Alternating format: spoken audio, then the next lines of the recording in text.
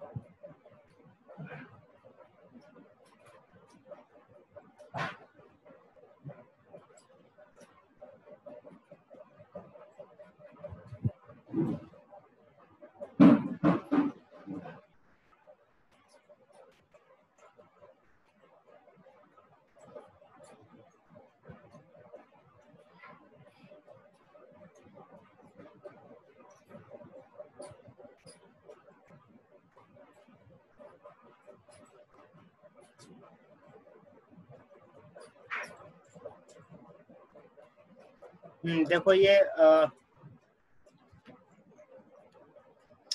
मगध काल में, ये देखो कुछ मगध काल के सीन आ रहे हैं, ये अलग अलग चीज होते आ रहे हैं। मगध प्री, ये बिंबिसार का समय, अजात शत्रु का, ये शिशुनाग का, ये नंद डायनेस्टी, चंद्रगुप्त मौर्य और फैल गया।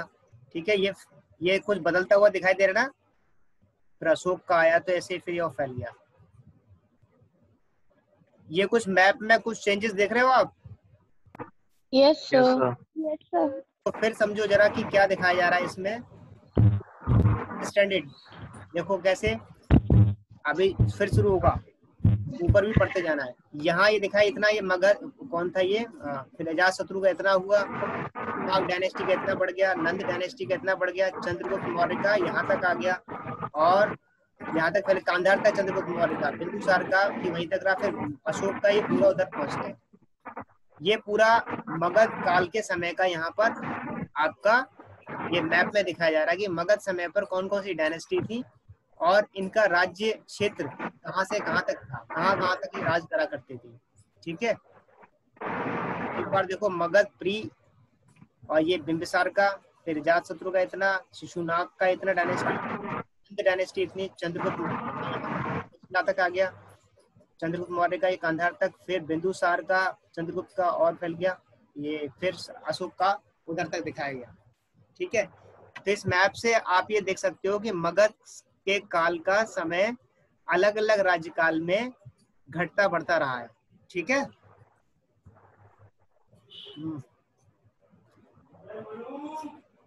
जो राज चलता था वो मगध से ही चलता था दरअसल उस काल का। तो इस मैप से देखो ये कुछ चीजें और हमें यहाँ सामने दिखाई दे रही हैं।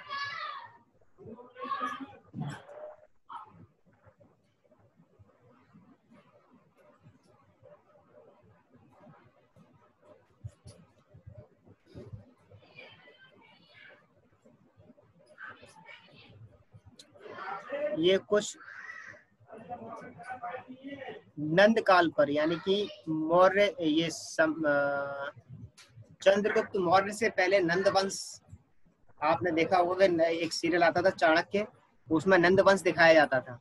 तो नंद वंश के समय पर ये सारे जगह उसके राज्य में आती थी। कौन सी? अची छत्रा, मथुरा, श्रावस्ती, कौशाम्बी, वाराणसी, वैशाली, पाटलिपुत्र, चंपा, पुंड्रवर्धना, राजगृह, तम्रलिप्ति, कुंडलिनी, कुंदिना, कौंडयनापुरा, विदिशा, उज्जैन और भारो भड़ौच। इसको आप भड़ौच कहते हैं इसको हिंदी में फिलहाल। तो ये कई नाम जो है बदल चुके हैं, कई नाम या अभी भी है और कई नाम बदल चुके हैं। तो ये सब वो जगह है कि जहाँ पर आपको नंद के काल का आर्किटेक्चर देखने को मिल सकता है। जैसे आपको आर्किटेक्चर देखने हैं तो मैप्स और उस जिस काल का हम आर्किटेक्चर देख रहे हैं तो उस काल में किस राजा का शासन काल था उसके हिसाब से हम आर्किटेक्चर देखें तो हमें मिल जाएंगे। तो मैं आपको एक तरीका दिखा रहा था मैप, इसीलिए आप ये समझ आ रहा है? इतना समझ में आ रहा है ना कि अगर हमें आर्किटेक्चर को खोजना है तो उससे पहले हमें क्या पता होना चाहिए, ठीक है ना? Yes sir. कहाँ का है और किस काल का खोजना है, किस शासन का, किसके शासन काल का खोजना है, तो उससे सर्च आसान हो जाता है, सर्च करना आसान हो जाएगा। ऐसे इमेज देखेंगे तो काफी मिक्स इमेज आ जाती हैं, ठीक है? तो नंद काल का ये सारा सवेरे को लाता है, हमारा दूध सवेरे बनता है तो 2 दिन को आया था वो दूध। ठीक है, म्यूट कर दो अब। हो गया 2 दिन का दूध। ये देखो ये कहाँ तक जाता है, ये मौर्य पीरियड का है, ठीक। मेन कैपिटल स्टार के रूप में मेन कैपिटल दिखाई जा रही है। मेन कैपिटल थी उस वक्त पाटलिपुत्र, यहाँ स्टार आ रहा है ना, मेन कैपिटल पाटलिपुत्र। और फिर इसके बाद जो स्मॉल स्टार है वो इसके रीजनल सिटी हैं और सिर्फ जो डॉट है ब्लैक कलर का वो अदर सिटीज है। ये सारा इलाका जो है मौर्य काल का एम्पायर का दिखाया जा रहा है, ठीक। पिलर एडिक्टेड और पिलर ऑफ अशोका, जहाँ पर सिर्फ एक रेड कलर के एक खंबा सा दिखाई दे रहा है, ये एक अशोका का लगाया हुआ पिलर है इन जगहों पर। और जहाँ पर स्क्वायर रेड कलर का स्क्वायर है, मेजर रॉक एडिट अशोका, अशोक की जो रॉक उसने चट्टानों पर कुछ एडिट करके बनवाया वो है। और उसके अलावा स्मॉल एक गोला है रेड कलर का, माइनर रॉक एडिट, ये उससे छोटे वाले रॉक है जिस पर लिखवाया। और सबसे छोटा वाला रेड है वो अदर इंस्क्रिप्शन, वो बाकी और चीजों का आर्किटेक्चर देखने को मिलता है। तो जो जो ये जगह बताई हैं, जैसे कि ये रेड कलर का छोटा सा पिलर है, यहाँ पर जो है अशोका के पिलर समय मिलते हैं। जैसे दिल्ली तोपरा, दिल्ली में एक अशोका पिलर है, बताओ कहाँ पर है दिल्ली में? दिल्ली में अशोका पिलर कहाँ है? कुतुब मीनार के पास। कुतुब मीनार के पास जो अभी भी आयरन पिलर है, दैट इज अशोका पिलर। इधर ऊपर कलसी, यहाँ पर रानी घाट, जिसे अब रानी खेत कहते हैं ऊपर कश्मीर की तरफ, रानी खेत। और ये शाहबजगढ़, ठीक है, वहाँ पर कुछ ये रॉक एडिट है कुछ, और रॉक एडिट मनसेरा, ये ऊपर कश्मीर में है, ठीक है। इधर कांधार में एक रॉक एडिट है, सॉरी पिलर है, कांधार में एक लगा हुआ है पिलर। उसके अलावा ये एक और आपको कुछ और रहस्य की बात बताऊंगा यहाँ से। अभी दिल्ली का तो देख लिया, इंद्रप्रस्थ दिल्ली में 2 हो गए, एक तो हो गया पिलर और दूसरा हो गया इंद्रप्रस्थ में ये स्मॉल गोला, ये माइनर रॉक है, किसी रॉक पे कुछ लिखा हुआ है। दिल्ली और मेरठ के बीच में एक पिलर लगा हुआ है, ठीक है। आपके संकिसा में एक पिलर लगा हुआ है, संकिसा, ठीक। फिर एक पिलर लुम्बनी में है, लुम्बनी वाले पिलर के बारे में डिस्कस कर लिया हमने, ASI की शुरुआत। और निगाली सागर, यहाँ एक पिलर है, ये रामपुरवा में पिलर है, लौरिया नंदगढ़ में पिलर है, लौरिया अरेजा में पिलर है, वैशाली में पिलर है। ये कुछ हिस्से मुझे लग रहा है कि ये भारत के ही हैं, नेपाल के हैं, नेपाल के भी कुछ हिस्से हो सकते हैं। उसके बाद सारनाथ में एक पिलर है, इलाहाबाद में पिलर है, ये सांची में पिलर है। और इधर ये कुछ रॉक एडिट धौली में है, यहाँ जौगढ़ में कुछ है। तो ये इस तरह से पूरे अलग अलग सब जगह पर, इसका कई जगह पर इसका जो है आर्किटेक्चर हमें मौर्य एम्पायर का दिखता है, ठीक है ना। नंद वंश के बाद मौर्य एम्पायर की शुरुआत होती है, अशोका इसका एक ग्रेट रूलर के रूप में आया। तो सबसे ज्यादा जो है आर्किटेक्चर में जो काम आगे बढ़ता हुआ दिखाई दिया मौर्य में इसका देखा है, अशोक का दिखाई देता है। लेकिन अशोक से पहले भी जो राजा थे उसका भी, लेकिन काफी कुछ आर्कियोलॉजी के रूप में रह गया है, काफी कुछ नष्ट हो चुका है, आर्कियोलॉजी के रूप में ही बचा है, ठीक है ना। और बाकी बिल्कुल प्योर के रूप में तो बहुत कम देखने को मिलता है। और ये कुछ ऐसी साइट्स हैं जहाँ पर उसने रॉक का काम किया, रॉक एडिट, रॉक पर कुछ लिखवाया हुआ, जैसे ब्रह्मगिरी, सिद्धापुर, जतिंगा रामेश्वरा, और ये पालकी गुंडू, गवी मठ और सुवारगिरी, ये सब जगह हैं। ठीक है, इन सब जगहों पर भी इसका ये दिखा। अमरावती में एक पिलर लगा हुआ है। अब आपको बता दें कि ये वो पिलर्स हैं जो ASI ने आइडेंटिफाई किए हैं। कई ऐसे पिलर भी हैं जो अभी आइडेंटिफाइड नहीं है। ठीक है, इंडिया में ही आपको पता है आगरा में भी लगा हुआ है अशोका पिलर, मौर्य काल का, बाद का नहीं कह रहा मैं, मौर्य काल का। मौर्य काल का एक पिलर आगरा में लगा हुआ है। किसी को आइडिया है? नहीं है। बुढ़िया का ताल सुना है किसी ने? बुढ़िया का ताल कहाँ है? यस सर, अहमदपुर पे।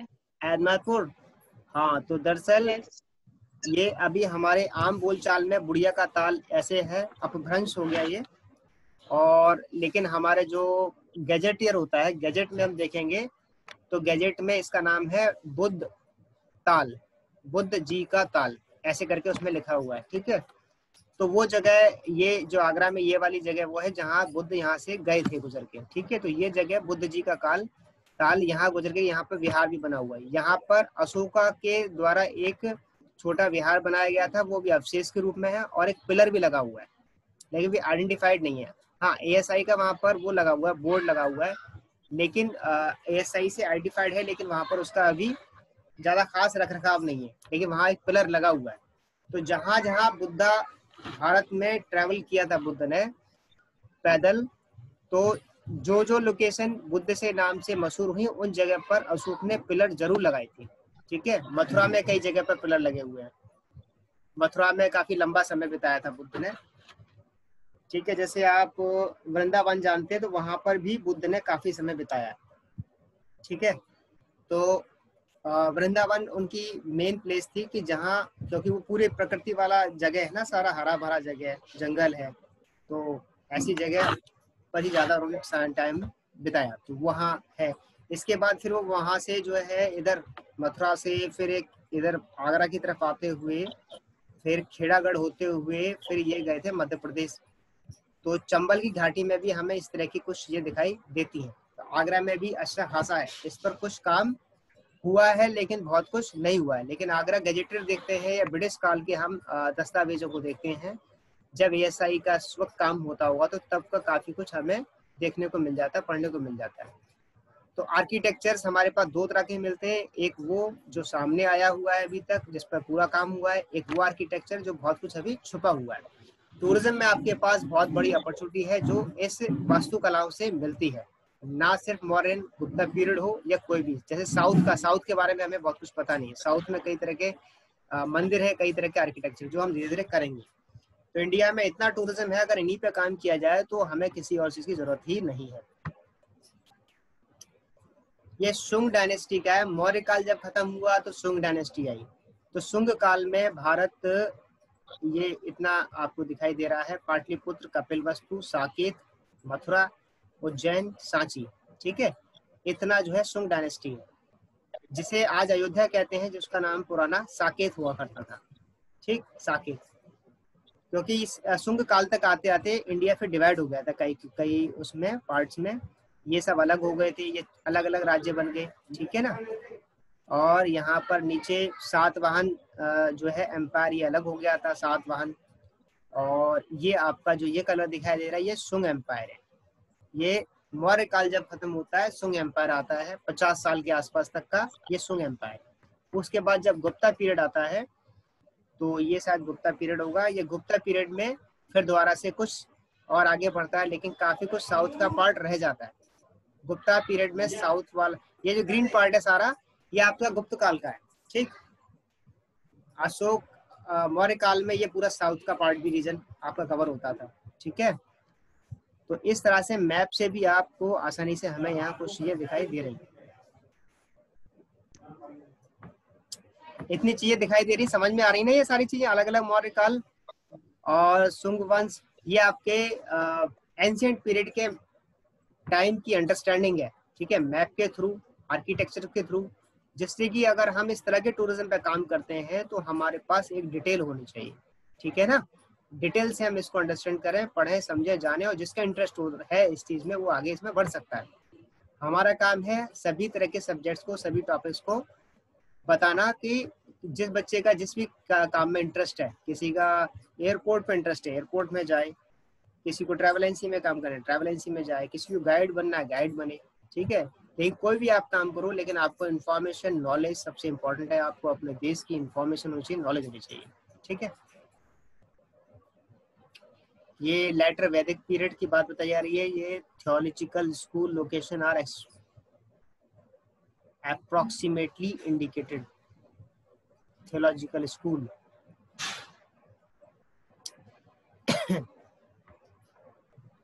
ठीक है। तो ये हुआ उसकी लोकेशन के बारे में। अभी हमने देखा जो मगध और उसके आसपास की लोकेशंस, इसको हमने जाना समझा। सब कुछ दिखाई और सुनाई दे रहा है या नहीं दे रहा है, ये बताओ पहले। यस सर दिख रहा है। हाँ, तो यस सर, सब दिख रहा है, सब सुनाई दे रहा है। ये की कोशिश कर रहे हैं। ये दुनिया आपको इस कोर्स को करने के बाद देखने को मिल रही है। इससे आप इंडिया को अंडरस्टैंड कर पा रहे हो कि प्राचीन समय में भारत का क्या किस तरह का था, क्या था, और टूरिज्म में हमारे लिए किस तरह से फ्रूटफुल हो सकता है, वो समझ रहे हैं, ठीक। और अगर थोड़ा सा जाए तो इसको हटा देते हैं।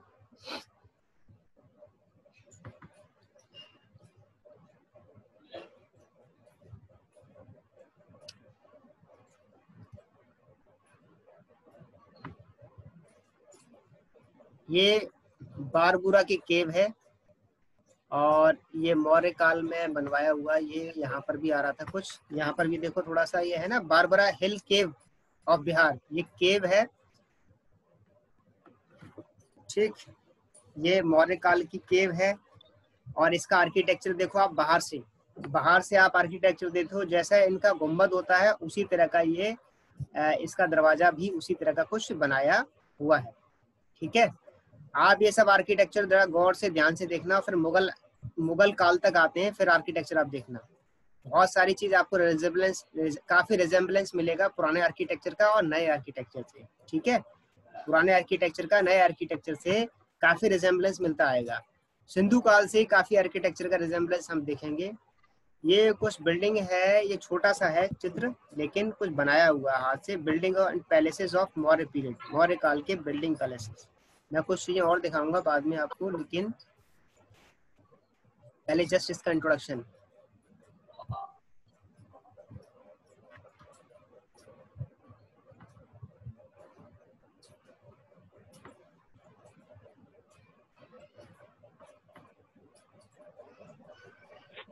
सर, हाँ, सोनम वेटिंग में से ज्वाइन कर लीजिए। तुम ज्वाइन कर लो उसको। अभी मैंने क्या बताया ये बताओ जरा, क्या बताया मैंने अभी? वो बोल रही है मगध के बारे में। हाँ, तो यहाँ ध्यान दो ना, वो मेरे पास सामने आ रहा है, मैं सबको ज्वाइन करता जा रहा हूँ। यहाँ पर देखो ये सब रिलेसेस ही है, मौर्य काल का ही समय का ही दिखाई दे रहा है। पत्थरों पर रॉक कट कुछ बनाया हुआ है, ठीक है। ये आपको सारे दिखाई दे रहे हैं ना, ये अलग अलग तरह की image. Yes sir, yes sir. हाँ, ये सारा रॉक कट ये सब मौर्य समय का ही दिखाया जा रहा है, ठीक है। तो ये सारी चीजें हैं, लेकिन मुख्य चीज दिखाता हूँ, मेन चीज ये तो है ही। ये कुछ ये जो क्या कहते हैं, ये कुछ आर्ट दिखाई जा रही है, जो कि उनके जो सांची का जो द्वार था, या सांची इसी तरह के द्वार होते हैं, तो उस पर ये कुछ रॉक कट कुछ बनाया हुआ है, जिस पर ये सारा रॉक कट है, पूरा एक ही पत्थर का सारा बना हुआ है, ठीक है। उसका एक क्लोज पिक्चर लेके यहाँ पे दिखाया गया, क्लोज पिक्चर लेकर के उसी का सारा कुछ ये दिखाया गया है, ठीक है। ये कुछ और फोटोग्राफ्स दिखा रहे हैं, उसी द्वार के हैं, ठीक। जैसे ये एक इमेज है,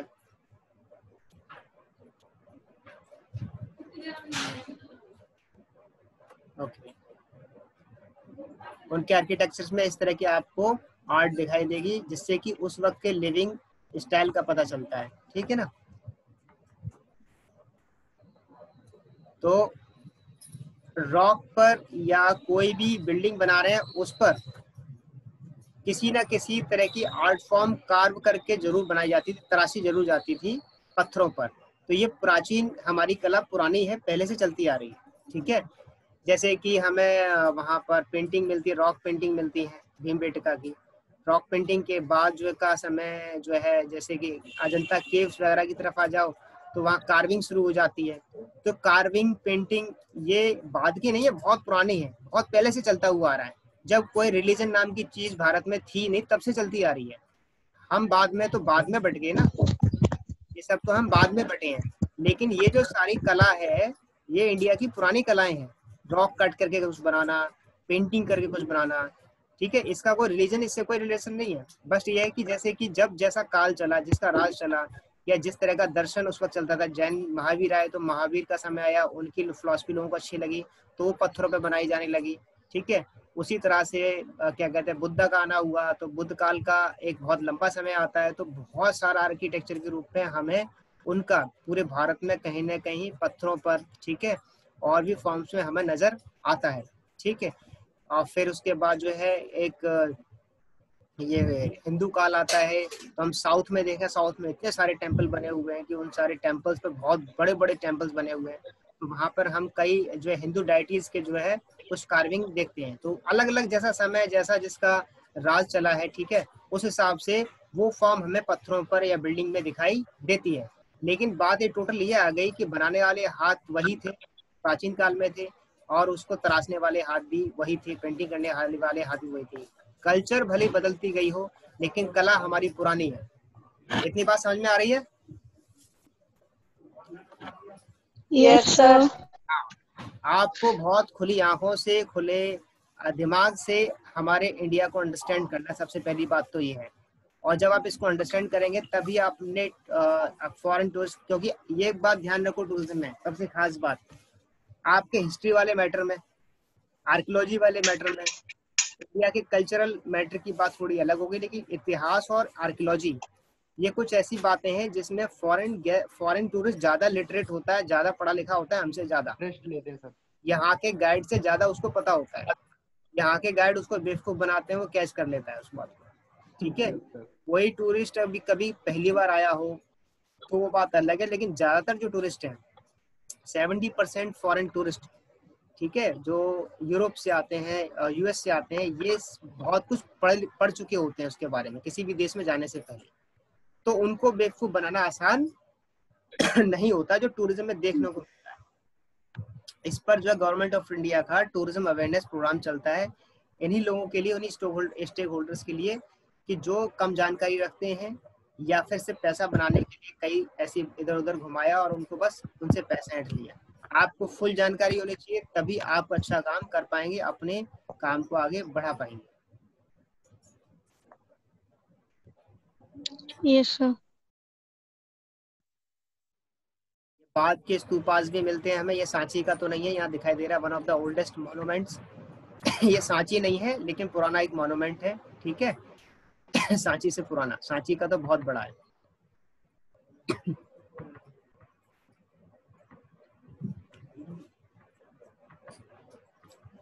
एक ये पिलर है, पिलर के ऊपर ये शेर बैठा हुआ है, ठीक।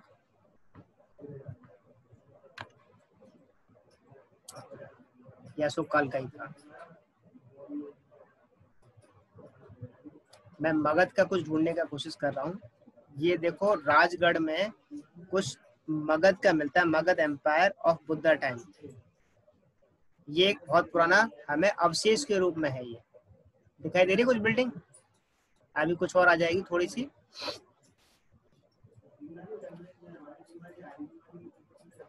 मगध काल की ये पुरानी बिल्डिंग आ रही है, ठीक है। कुछ ब्लर है इमेज, लेकिन इस पर कुछ हम देखेंगे, कुछ फिगर्स वगैरह भी बने हुए हैं, और ये मगध काल का एक महल हो सकता है या उनके राजशाही कुछ जगह हो सकती है, ठीक है। और ये मगध किंगडम के कुछ अवशेष इस टाइम तो सर मगध पाकिस्तान में है ना? नहीं, मगध ये आपका बिहार और उसके आसपास का सारा क्षेत्र, अगर आप राजगृह जाएंगे या बिहार घूमेंगे तो आपको अवशेष के रूप में मगध का बहुत कुछ मिलेगा। कुछ आधा अधूरा बना मिलेगा, कुछ बिल्कुल नष्ट हो चुका है जैसे ये दिखाई दे रहा है ऐसा मिलेगा, कुछ ऐसा मिलेगा, ठीक है ना। लेकिन सर अभी मैप में तो सर ऊपर दिख रहा था पाकिस्तान की साइड। क्या, जोर से बोलो सर। जैसे अभी आपने दिखाया था ना मैप में स्टार्टिंग में, उसमें क्या? सर मगध ऊपर की साइड था पाकिस्तान वाली। नहीं, दरअसल मगध एम्पायर है वो,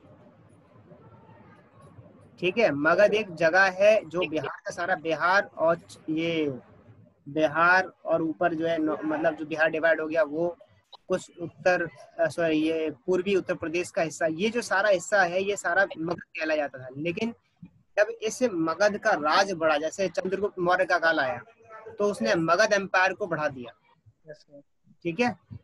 चंद्रगुप्त के समय पर मगध एम्पायर बढ़ गया था, एम्पायर हो गया ना वो फिर।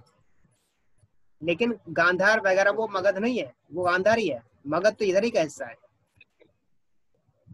ठीक है ना। मगध तो इधर ही का हिस्सा है, एम्पायर के रूप में वो बढ़ गया। जब उनका राज बढ़ गया, उन्होंने अपने और भी जो है जनपदों को अपने में शामिल कर लिया, वो सब जगह हो गई, ठीक है। तो ये कुछ पुराने समय के आर्किटेक्चर्स हमें यहाँ मिल रहे हैं। जैसे ये एक आर्किटेक्चर है, ठीक है, ये एक स्तूपा के जैसा है, ठीक। ऊपर ये चक्राज लगे हुए हैं और ये आसपास कुछ फिगर्स हैं, ये उसको डिवोशनल हाथ वगैरह जोड़ के खड़े हुए हैं, क्योंकि चैत्य तो वहाँ का उस वक्त एक वैसा होली प्लेस हुआ करता था, ठीक है। ये आपको कुछ चैरियट पर शायद अशोक हो सकता है, उसका कुछ डिपिक्ट किया हुआ है। ऐसे ही ये एक रिजेम्बलेंस है कुछ मौर्य काल के बड़े बड़े भवनों का, ठीक, जिसमें कि आप इसके ऊपरी जगह को देखो, ऊपरी जगह कैसे दिखाई देती है। ऊपर का जो हिस्सा है वहां आप देखेंगे कि जो छत है उसमें कुछ ये गोल आकार का ही कुछ बनाया हुआ है, ठीक है ना। और ये लंबा भी है पीछे से, और इसके इस गेट को देखो, आगे के रास्ते को, द्वार को देखो, ठीक है। ये चीजें आपको बाद में भी दिखाई देंगी, वो मैं आपको फोटो में अलग से दिखाऊंगा।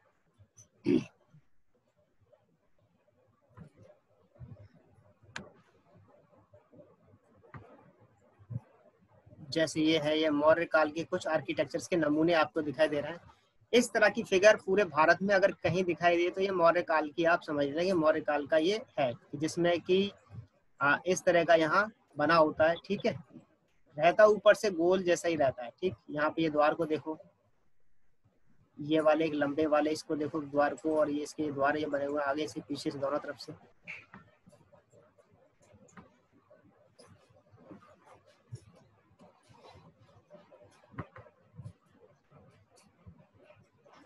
हेलो, आवाज आ रही है ना?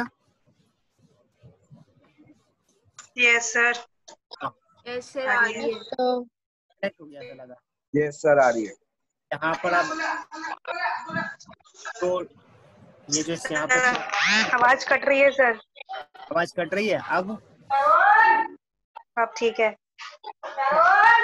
तो अर्ली टाइप ऑफ टेम्पल्स यानी कि टेम्पल्स का जो है ना, टेम्पल का काल मौर्य काल से लगभग शुरू हो गया था। तो शुरुआत में तो वो जैसे उनका अपना क्या कहते हैं बिलीफ था, सिस्टम था, बुद्धा या उसकी फिलॉसफी को लेकर के टेम्पल्स का इस तरह का, जैसे हमें साउथ में कई इस तरह के टेम्पल्स मिलते हैं, आपको इस वाले डिजाइन के काफी टेम्पल्स के सबसे ऊपर रखा हुआ ऐसा कुछ दिखाई देगा। तो आर्किटेक्चर ये पुराना ही है, आगे कैरी फॉरवर्ड हुआ है, अलग अलग काल आया तो वो जो आर्किटेक्चर है फॉरवर्ड होता गया, ठीक है।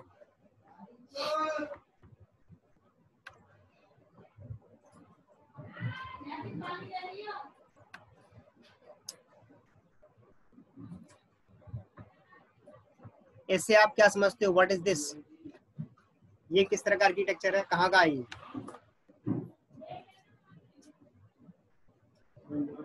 ये कहाँ का है? पहले भी डिस्कस कर चुके हैं हम इसको।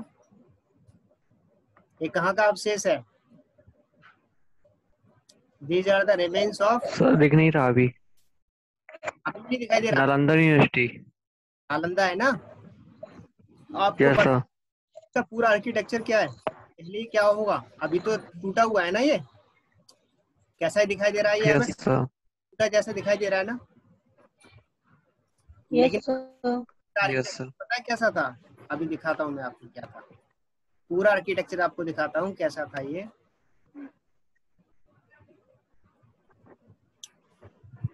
तो मगध काल के कुछ आर्किटेक्चर हमने समझे कि कैसे हो सकते हैं, हालांकि मौर्य पीरियड ने उसको कैरी फॉरवर्ड किया, बस अपना ऐड क्या किया मौर्य पीरियड में, खासकर अशोक ने पिलर्स, चक्रास, पिलर्स, चक्स और कुछ रॉक कट चीजें, ठीक है ना, और ये दरवाजा, इस तरह की चीजें मौर्य पीरियड, दरवाजा है ये मौर्य पीरियड का है, चक्र और ये पिलर्स, ये सारी चीजें मौर्य पीरियड में ऐड हो जाती हैं।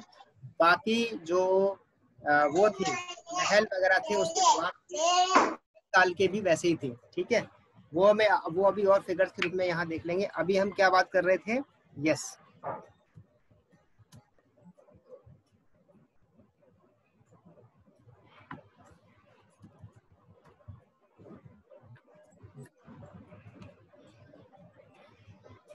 जो अभी आपने नालंदा का जो देखा अभी, वो दरअसल ऐसा दिखाई देता,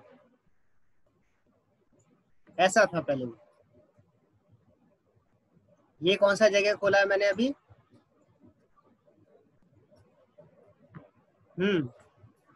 बताओ ये क्या मैंने क्या, ये है महाबोधि विहार, बोध गया का ये महाबोधि विहार है। अगर इसको यहाँ से ऐसे तोड़ दिया जाए तो इसका हिस्सा काफी वैसा दिखाई देगा, अधूरा सा। तो उसके पुराने मैप मिले थे उनको ब्रिटिशर्स को, तो वहां देखा कि एक पूरा इसका एक मैप में इसका पूरा एक उसका वो था, नालंदा वाला जो टूटा हिस्सा है, तो ये वो नालंदा वाला वो जो हिस्सा है वो इससे भी बड़ा था, ये बोध गया वाला जो है इससे भी बहुत बड़ा था। ये टेम्पल के रूप में नजर आता है ना कुछ हमें, तो टेम्पल की कुछ शुरुआती दौर की कहानी उस वक्त शुरू हो चुकी थी, ठीक है। अब खास बात आप देखो इस वाले आर्किटेक्चर की खास बात क्या है, क्या खास दिखाई दे रहा है इस आर्किटेक्चर में, तो दिस टेम्पल वाज, इसे महाबोधि टेम्पल भी कहते हैं। तो बनवाया किसने बनवाया था ये, हेलो